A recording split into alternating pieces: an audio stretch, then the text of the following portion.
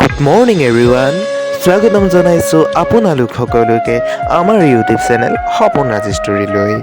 আজি আমাৰ মাজত আছে এটি কবিতা আৰু এই কবিতাটি মই নিজেই লিখিছোঁ আৰু মই নিজেই আজি আপোনালোকক আবৃত্তি কৰি শুনাম। আহকচোন আমি কবিতাটি এবাৰ শুনি চাওঁ। আৰু কবিতাৰ শিৰোনাম লাচি লাচি। হে বীৰ, প্ৰণামো তোমাক। দেশৰ শত শত কোটি জনতাৰ তুমি মান, তুমি শত শত কোটি জনতাৰ স্বাভিমান। লুই পৰিয়া ডেকা তুমি, লাচি লাচি বৰফুকৰ। তুমি বীৰ নহয়, তুমি মহাবীৰ, তুমি অসমীয়াৰ সাহসৰ শিবিৰ। নৰিয়া দেহাৰে লুইতৰ বুকুত তুমি হেংদাং দাঙিলা। লুইতৰ ভতি অনিহুতত উভতি অহা সেনাৰ নাওবোৰক তুমি আগুৱাই নিলা।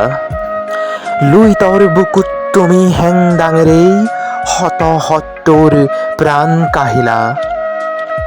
তুমি সাহসৰ ভয়েৰেই ৰাম সিংহৰ বুকুত তুমি ভয়ৰ বীণা বজালা। তুমি বীৰ নহয়, তুমি মহাবীৰ। দেশৰ কাৰণে তুমি প্ৰাণকো নেওচি মোগলক কৰিলা পৰাস্ত।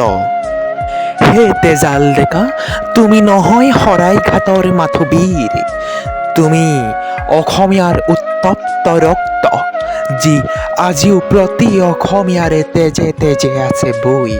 আহা অসমীয়া, আজিৰ লাচিত খোৱাৰ গৌৰৱে এবাৰ কওঁ, হে বীৰ, প্ৰণামো তোমাক।